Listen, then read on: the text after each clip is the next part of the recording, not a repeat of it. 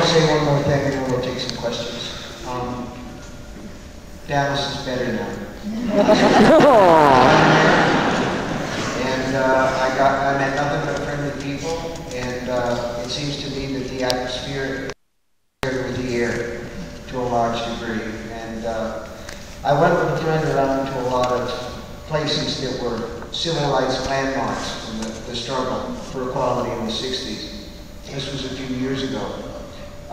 We went to the Lorraine Motel where Martin Luther King was assassinated, and we went down to Neshoba County, Mississippi, and we went to Selma, Alabama, and I think Selma was one of the nicest towns that I've ever been in.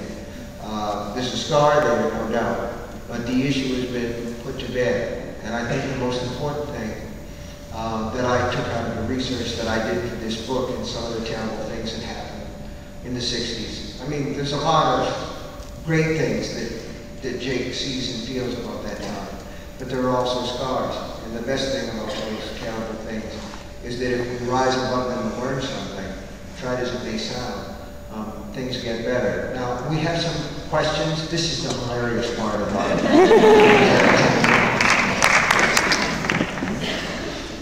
Don't clap yet, you ain't heard nothing yet. Now that I've said that, everything will be probably pretty ordinary.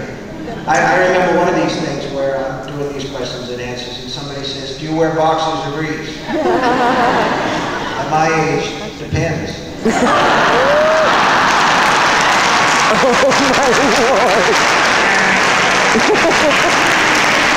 my Lord! Yes, sir. I would like to know if it's harder for you to write novels, short stories. If I was on a desert island and somebody brought me a book, I would know, with no title on it, I would know immediately if it was a Stephen King novel. The short stories, sometimes I'm not as clear on some of the short stories if this has your mark or not. Well, they can both be fun and they can both be hard. I think that novels are harder because they take more time and you have to keep track of more shit, you know. More people and more things go on and time goes past. The other thing is, it is easier to kind of camouflage your style in short fiction. The funniest thing is, when you write a novel, even if you say to yourself, you're going to try and vary the way that you sound, sooner or later your voice comes out. I remember a story that Paul McCartney used to tell about the Beatles. He was talking about, wouldn't it be great if they went around England after they started to get famous with masks and outfits like capes on, and nobody would know who they were. It would be like the old days, and John Lennon said, you're daft, man. As soon as you opened your mouth, they'd know who you were. And that's style. Sure, go ahead. I'd like to know two things real quick. Being that you said you're so accommodating, would you mind signing my book?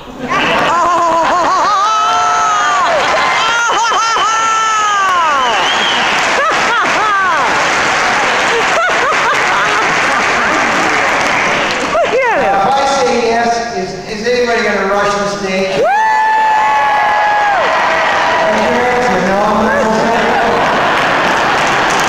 You know what? You get pregnant often enough, you've heard the crush. That was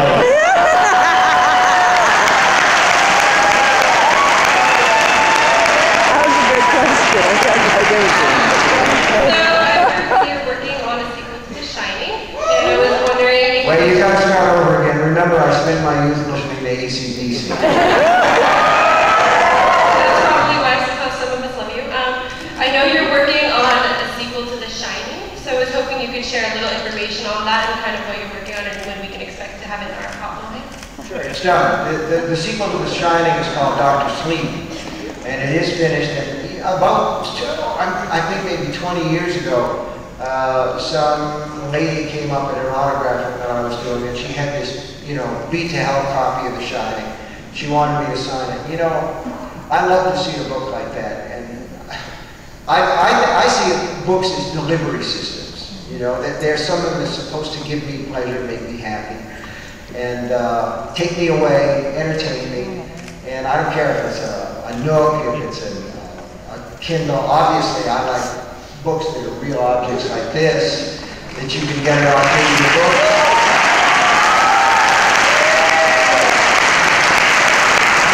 Remember, they make wonderful presents. But, so this woman comes up with this beat-to-hell copy of The Shining, and she said, I've always wondered what happened to the kid. And I used to make a joke about that and kind of just push it off to one side and say, well, he grew up, he met Charlie McGee from Firestarter and think of the kids. See, that's what I love about old people. You get that. So, Dr. Sleep picks up on Danny Torrance when he stopped calling himself Danny and he started calling himself Dan. He's 40 years old, and because alcoholism is an inherited disease, he has a very bad booze problem at the beginning of this book. And he works in hospice, in end care, because he's very good with dying patients because of this talent that he has. And anyway, the book is done. It's been difficult for me. I never tried to write this sort of a sequel before. On the other hand, next June is a Dark Tower book. It's called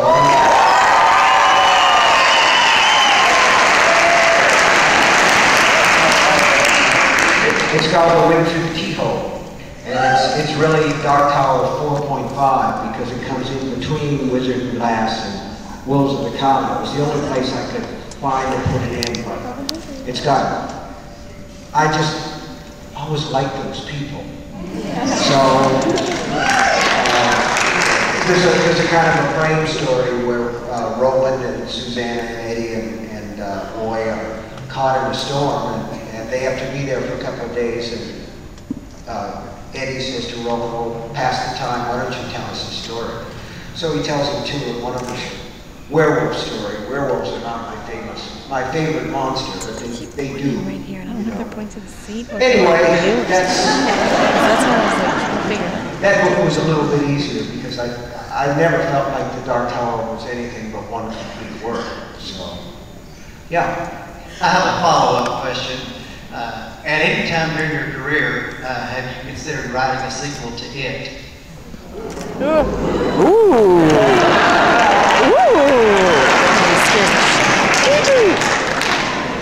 Yes and no.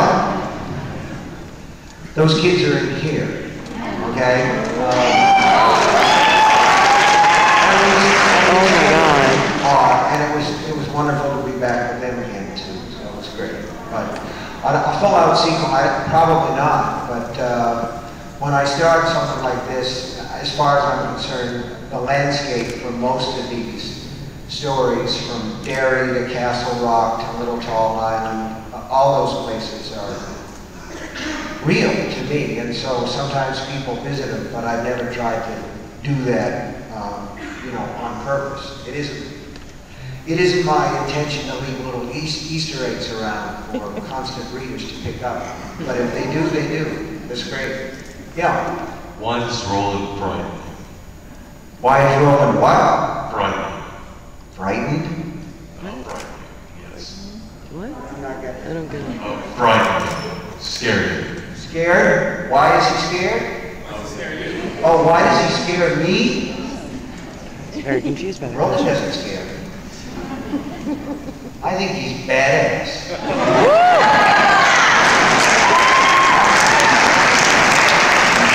I think he's scary to other people, but he was the basis. When I got the idea to begin this thing, I saw him as sort of a, that movie, The Good, the Bad, and the Ugly, The Man with No Name. I saw him as a kind of that kind of a figure that he just sort of grew over the course of the books into a more complete character. Yeah. Could you just say, hey, Kathy? Could I say what? Hey, Kathy. How much will you pay?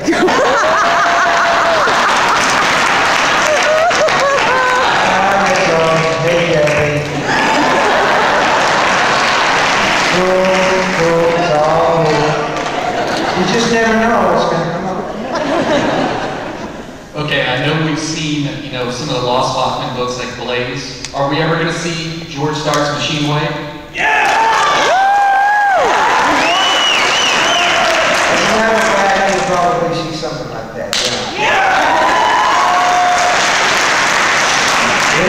Saturday night, isn't it? Well, it's ironic to see you here because I thought of you right after Katrina. So the question that I came up with to ask is, have you ever considered a post-Katrina landscape as a setting for a book? No, I really haven't considered that. I mean, the 1122 book was really tough because it required so much research, and there's something with me where if I go to another place and try to write a story about that, I always feel a little bit like an outsider, a little bit like a carpetbagger. I felt that way in Dallas, and it would never cross my mind to write something with a New Orleans setting unless I came here and given the beignets. The only thing is I'd end up looking like John Candy. But I wouldn't be able to do those things alone. The closest I've ever come to anything like that, I wrote a book a couple of years ago called Under the Dome. Right.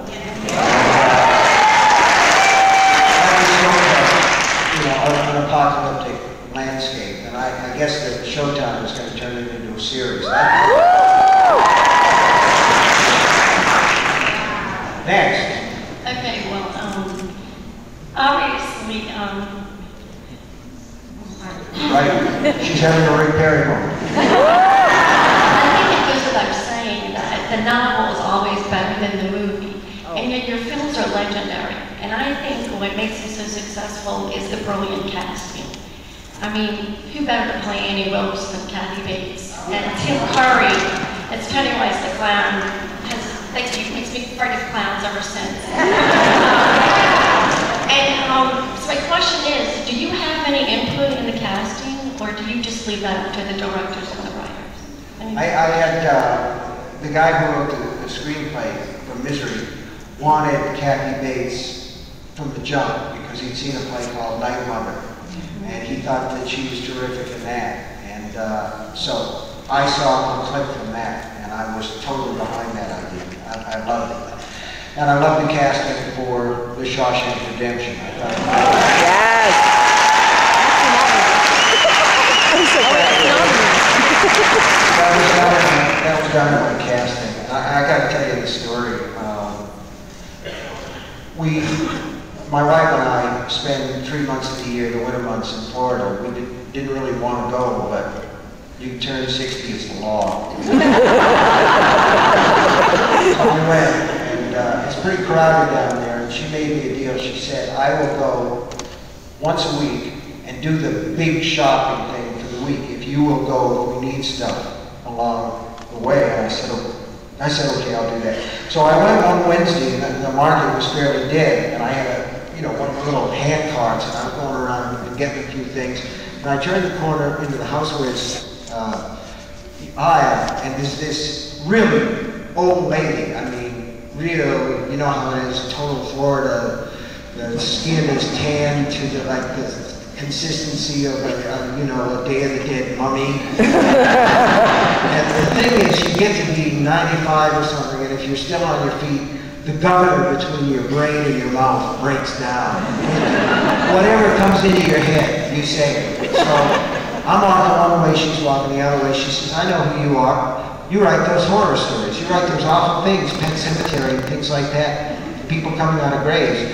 I don't like that stuff. I don't enjoy that stuff at all. I don't never do anything like that. I respect you, but I like uplifting things like that, Shawshank Redemption.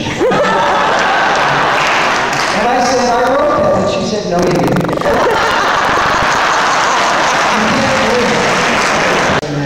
And I like the casting and Stand By Me, the kids.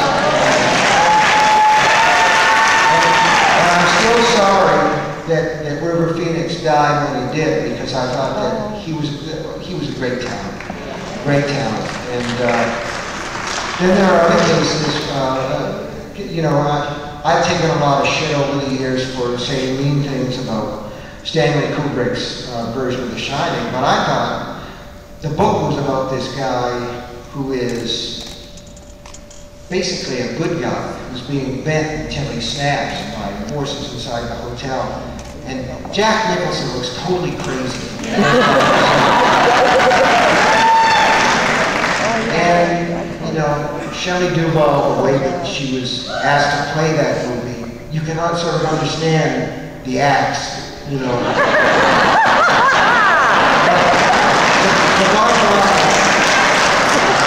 The real bottom line of that, the difference between Kubrick's movie and my book is my book ends in fire and his ends in ice.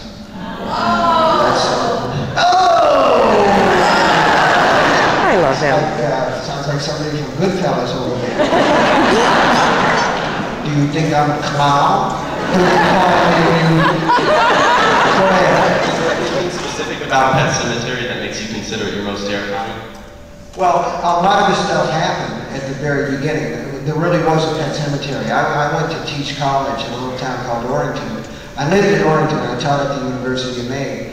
And my daughter, who was then 4, came running down the path one day and said, Daddy, there's a graveyard for animals out in back of our house. And there was.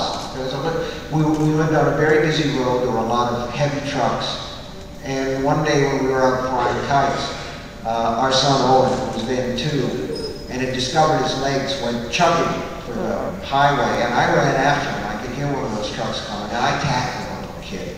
And I got him down, and he cried, but that was good that he cried, because dead things don't do that. But it was so scary to me, and it's so close that I decided that I would write that book. And when I was done with it, I put it in a drawer because I thought it was the most awful thing. And I couldn't imagine that anybody would want to read something that was so really awful. So of course it went to #1. Yeah. Hi. I've read a bunch of blurbs on different books by Bentley Little and Jack Ketchum and things like that. I really want to know who scares you, really, who terrifies you, which writer does. Ruth Rendell.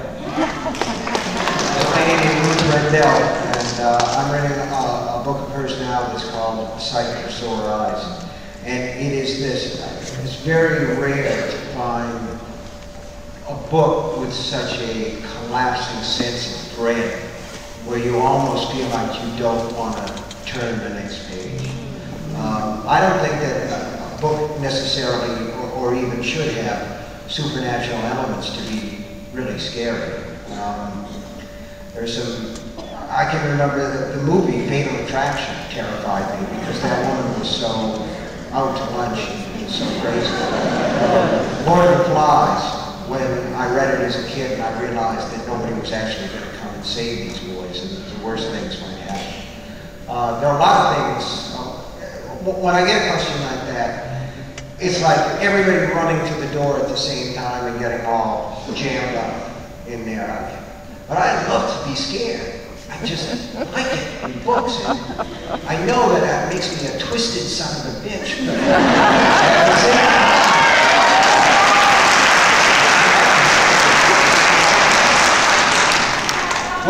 We're optimists in here, you know. We're all losers on this bus. Why don't we do 1 or 2 more? I don't want to keep you all night long. Go ahead. Okay, I had a question actually about your book, The Long Walk, at the end with Garrity. Right. I really want to know what you were actually thinking, like whether he was dead and this was like his dream, if he was just so delusional, if you have any like input, or if he was actually alive and that was what was actually really happening. Well, it's hard for me to remember because I was 22 when I wrote that. So I was a different guy. But my memory is that there were no winners in The Long Walk, that Garrity is the one who finishes alive, and that his mind is broken at the end. Yeah. I just first have to say that this is like a bucket list item for me to see you in the flesh.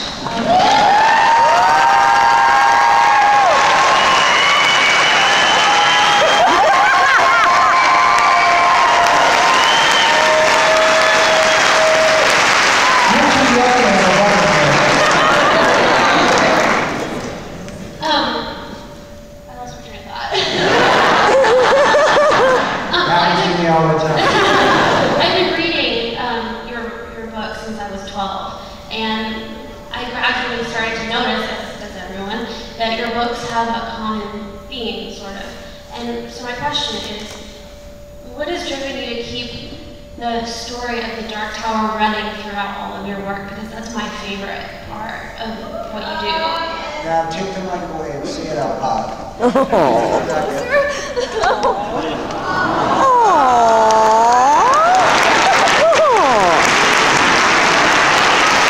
Get your goddamn camera out.